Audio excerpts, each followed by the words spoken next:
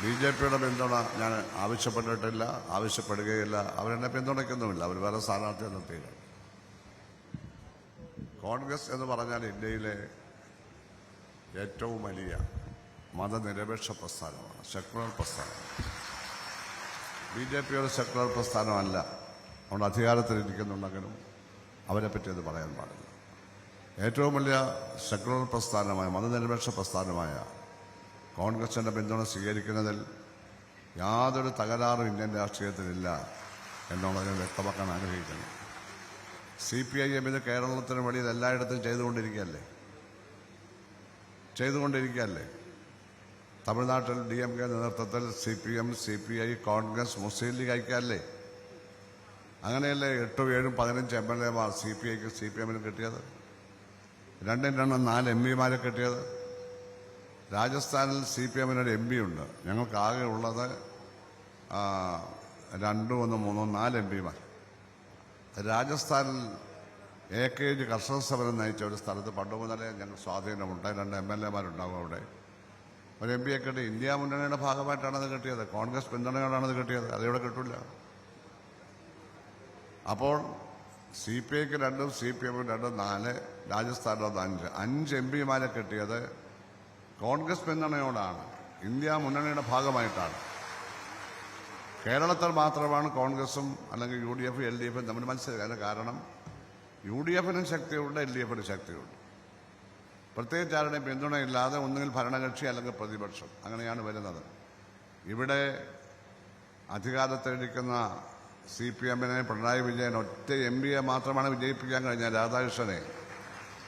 5 MP-മാരും വെളിയിൽ നിന്നാണ്, CPI-യുടെ അടക്കം. അങ്ങനെ 6 പേരാണ്. 62 പേരുണ്ടായിരുന്നു 2004-ൽ മൻമോഹൻ സിംഗിന്റെ കാലത്ത്. ഇന്ത്യൻ പാർലമെന്റിൽ 2 കമ്മ്യൂണിസ്റ്റ് പാർട്ടികൾക്കും കൂടി 64 MP-മാരുണ്ടായിരുന്നു. അതിപ്പോൾ 6 കൊണ്ടുവന്നു. 6 കൊണ്ടുവരുന്നതിൽ വലിയ ഒരു പങ്ക് പിണറായി വിജയനില്ലേ.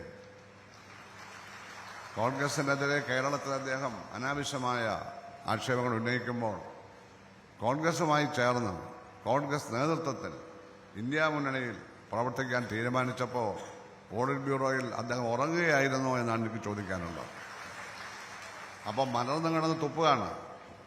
ഞാൻ സ്വതന്ത്രനാണ്, ജനാധിപത്യ സ്വതന്ത്രൻ. എനിക്കിഷ്ടമുള്ള പിന്തുണ സ്വീകരിക്കാം. CPM-നകത്ത് നിന്നുകൊണ്ടല്ല ഞാൻ പിന്തുണ സ്വീകരിച്ചത്. ഞാൻ സ്വതന്ത്രനാണ്, ജനാധിപത്യ സ്വതന്ത്രൻ. ആ ജനാധിപത്യ സ്വതന്ത്രനായി എനിക്ക് UDF-ന്റെ പിന്തുണയോടാണ് മത്സരിക്കുന്നത്. അതെല്ലാ പോസ്റ്ററുകളിലും നോട്ടീസുകളിലും പ്രസംഗങ്ങളിലും പറഞ്ഞിട്ടുണ്ട്. അത് ശരിയായൊരു കാര്യമാണ്. ഇന്ത്യക്ക് വെളിയിൽ CPM ചെയ്ത കാര്യം ഇവിടെ ഞാൻ ചെയ്യുന്നു എന്ന് മാത്രമേ ഉള്ളൂ. നാളെ കുറേ വർഷങ്ങൾ കഴിയുമ്പോൾ, എത്ര വർഷമാണെന്ന് എനിക്ക് പറയാൻ കഴിയില്ല, ഇവിടെ വർഗീയ ശക്തികൾ വളർന്നു വന്ന് അസംബ്ലിയിൽ അവർക്ക് നല്ല സബ്സ്റ്റാൻഷ്യലായുള്ള മെമ്പർഷിപ്പൊക്കെ ഉണ്ടായാൽ അത് തടയാൻ ഇവിടെ CPM-ഉം കോൺഗ്രസും ഒരുമിക്കുമെന്നുള്ള കാര്യത്തിൽ യാതൊരു സംശയവുമില്ല. ഇന്ത്യ മുന്നണി ഇവിടെ വരും. ഒരുപക്ഷെ വിദൂരമായുള്ളൊരു സാധ്യതയാണെങ്കിലും ഇന്നത്തെ സാഹചര്യത്തിൽ അമ്പലപ്പുഴയിൽ ഈ സാധ്യതയാണുള്ളത്. ആ സാധ്യതയാണ് അവിടെ ഉയർത്തിപ്പിടിച്ചത്. രാഷ്ട്രീയമാണത്. ഞാൻ കൂടുതലൊന്നും പറയുന്നില്ല. പിന്നെ പലരും പറയുന്നുണ്ട്. അസഭ്യം പറയലാണ് രാഷ്ട്രീയമെന്നാണ് CPM നേതാക്കൾ വിചാരിച്ചിരിക്കുന്നത്. ഓരോന്നോരോന്ന് പറയുകയാണ്. BJP-യുമായി ഡീലെന്ന് പറയുകയാണ്. എൻ്റെ ജീവിതത്തിൽ ഇന്ന് വരെ ഒരു ഇലക്ഷനിലും ഞാൻ BJP-ക്കാരുമായി കൂടിയാലോചിച്ചിട്ടില്ല, കൂടിയാലോചിക്കുന്ന പ്രശ്നമില്ല, ഇപ്പോഴും ഇല്ല. പക്ഷെ BJP-യുമായി ഡീലുണ്ടാക്കി മത്സരിക്കുന്ന പിണറായി വിജയന്റെ വലങ്കൈയായ ഒരു നേതാവുണ്ട്, സജി ചെറിയാൻ.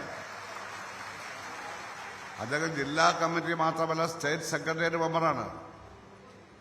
10 പഞ്ചായത്തുകളിൽ 7 CPM പ്രസിഡന്റുമാരുണ്ടായിരുന്നു കഴിഞ്ഞ തവണ. ഇത്തവണ 2 ഉള്ളൂ. BJP-ക്ക് 5 പ്രസിഡന്റുമാരെയാണ് സജി ചെറിയാൻ സംഭാവന ചെയ്തിരിക്കുന്നത്. അപ്പൊ നിയമസഭാ തെരഞ്ഞെടുപ്പിൽ അതിനു പകരം സജി ചെറിയാൻ അവരുടെ വോട്ട് ഇങ്ങോട്ട് കൊടുക്കും. അതിനാണ് ഗോപകുമാറിനെ നിർത്തിയിരിക്കുന്നത്. ഗോപകുമാറാണ് ഡീലിന്റെ മധ്യസ്ഥൻ. BJP-യുടെ ജില്ലാ പ്രസിഡന്റായിരുന്നു ഗോപകുമാർ. അയാളെ നിർത്തിയിരിക്കുന്നത് വോട്ട് പിടിക്കാതിരിക്കാനാണ്, വോട്ട് പിടിക്കാനല്ല.